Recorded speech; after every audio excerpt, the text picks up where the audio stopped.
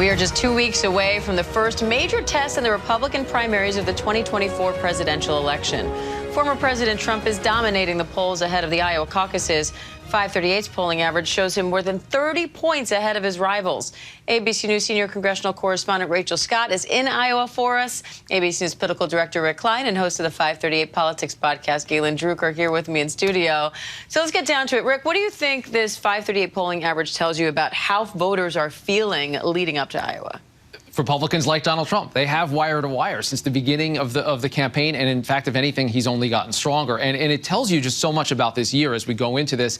You know, we're a year past the midterm elections where Donald Trump was at something of a low point after Republicans didn't do as well as expected. Ron DeSantis seemed to be on the rise, but all of that has flipped. And Trump is as strong as he has ever been, if not stronger, going into the beginning of voting. You can always have surprises, but right now the surprise would be anyone other than Trump breaking through. Rachel, 2 weeks to go here. What more are you learning about Trump's strategy in these final weeks heading into not only Iowa, but New Hampshire and the other early states? And is there more pressure, given his lead at this point, for other candidates to drop out? Yeah, look, the Trump campaign is concerned about one thing: complacency. They know that they have a very strong standing in the polls right now. They see their support playing out here in Iowa, New Hampshire, many of these other early states. But the former president himself is urging his voters not to get complacent, to turn out in less than 2 weeks when the Iowa caucuses happen here on January 15th. He's also doing a little bit of counter-programming. When we see all the other Republican candidates on stage for a debate just next week, the former president just announced that he's going to be doing a separate town hall with a completely separate network, trying to get his own message out there.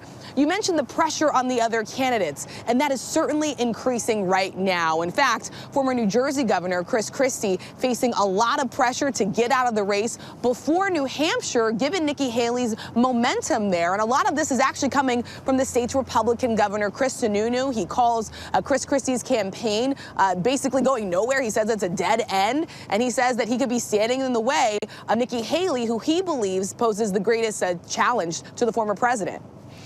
Galen, we are now officially in an election year. It's hard to believe that that's just starting now, but it is. So what do we know about this overall race for the White House at this point? And what are some of the top issues as we start the year off for voters? Yeah, Diane, happy 2024. I should say, first of all, a lot can change between now and November of this year. But the early polling of the likeliest nominees, who are Donald Trump and Joe Biden, shows Trump at this point leading by a small amount in the polls, about 2 points on average.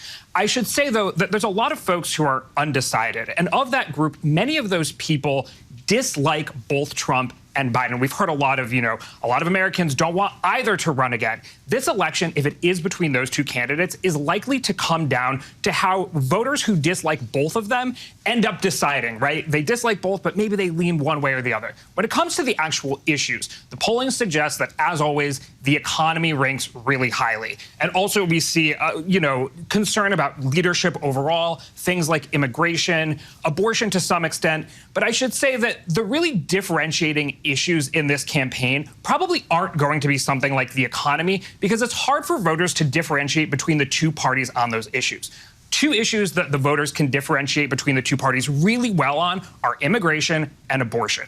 Republicans are trusted a lot more on immigration. Democrats are trusted a lot more on abortion. And I think we're going to see those two issues, the parties try to make those issues come to the fore as they duke it out over the coming year. So, Rachel, which candidates have the most to lose here and who has the most to gain?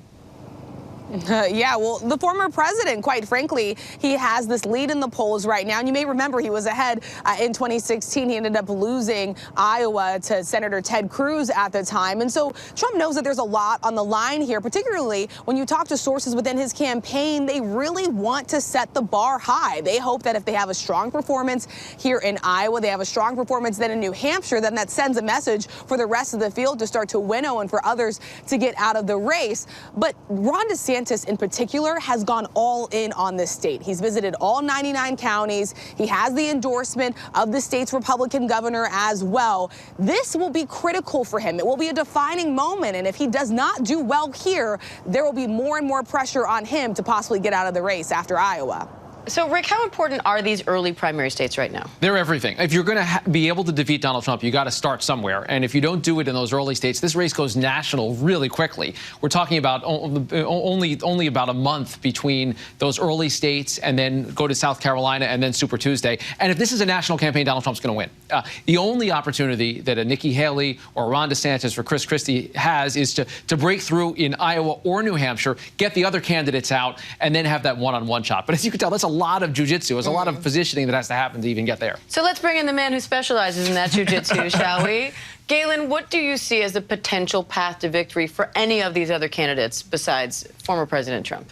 Yeah, I mean, I would say at this point it is unlikely, but it looks something like this. It turns out that a lot of Republican primary voters just have not been focusing on the campaign thus far, and that an early win or sort of overperformance of one of the candidates like DeSantis or Haley causes a lot of voters to tune in a way that they haven't been tuning in before, because primaries are a competition for attention. You can't gain in the polls if people don't know who you are and they aren't paying attention to what you're saying. And for all of 2023, everyone was focused on Trump. So, like Rick said, somebody overperforms in Iowa or New Hampshire, suddenly all the eyeballs are on that person. They're saying a lot of the things that Republican voters like, and they say, and at the same time, of course, Trump is facing all of this legal liability, and they say, hey, maybe it's not worth it. Now, the scenario I just painted is not the likeliest one, right, but if it's going to happen, that's how it would happen. All right, interesting stuff. Rick Klein, Galen Druk, Rachel Scott in Iowa for us. Thank you all. Thanks, Dan. Thank you. Hi, everyone. George Stephanopoulos here. Thanks for checking out the ABC News YouTube channel. If you'd like to get more videos, show highlights, and watch live event coverage, click on the right over here to subscribe to our channel. And don't forget to download the ABC News app for breaking news alerts. Thanks for watching.